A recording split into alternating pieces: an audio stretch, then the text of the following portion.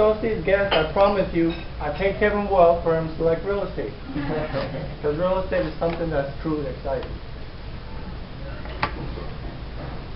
Let me tell you a bit about myself. When I was a student at USF, my first sophomore year, I grabbed a book, and that book title was Rich Dad, Poor Dad, which I'm sure a lot of people have heard about. It's quite a popular book. And I became truly fond of the concepts in the book.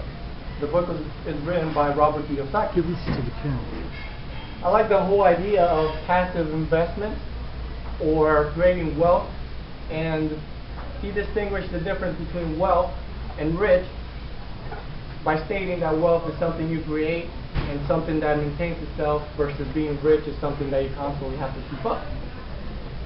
So, expanding on that idea, he introduced different concepts of investment, such as real estate, and he's a real estate investor himself. Of course, nowadays a lot of his revenue does come from all the popular books that he makes. But what I'm trying to tell you is that I became really passionate about investing in general, particularly in real estate. And as I went through college, I read more books on real estate compared to the subject matter in school. So if I had to tell you what I learned more in USF, it's probably real estate and marketing, because I also study marketing. The more knowledge I gained on investing in this particular medium, the more it seemed as a less obtainable goal. Why?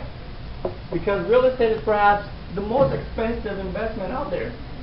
People don't have $10,000, $15,000 down payment to go purchase a property, and even if they do, if that's like a 25% or 10% down payment, you are acquiring a property that if you yourself don't want to live in, probably neither does your tenant. So there's a high probability of failure as well. And of course, nowadays with the freedom of information and so forth, anyone thinks they could do it. But real estate is much more than just an investment medium.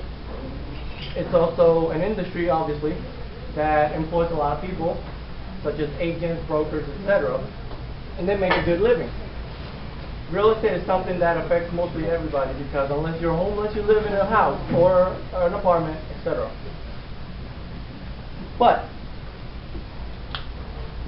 back to the point, which is the more I learned about it, the less obtainable it seemed. As far as the bank was concerned, I needed to establish some kind of work history in order to even be qualified for a loan. And so you need a good track record of professional employment. And you also need to maintain that employment even while you're investing in real estate or starting off, because that's how you get more loans. You can't just do it once, you have to do it constantly.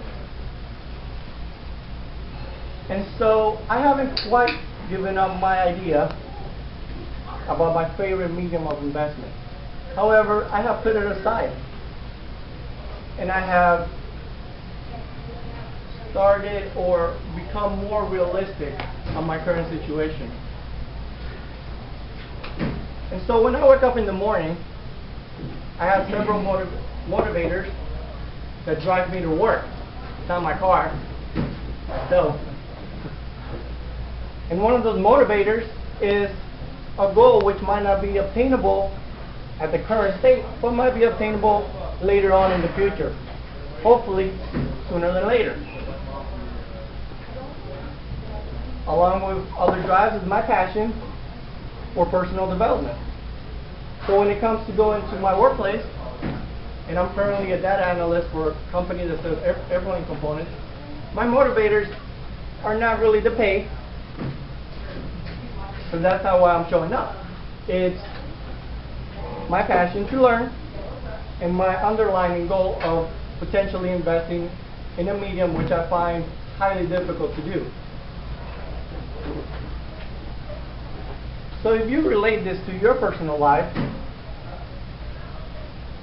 at some point when you were a minor, when you were going through high school, maybe even college, you had short-term and long-term goals for yourself.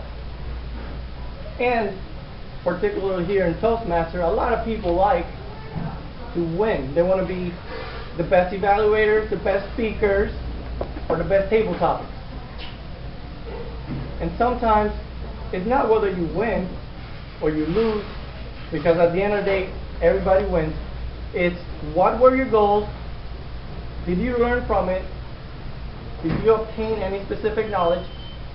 Most importantly, how can you use it towards something else that's beneficial? And of course, the enjoyment that you receive from doing that action or learning something in particular that you desire.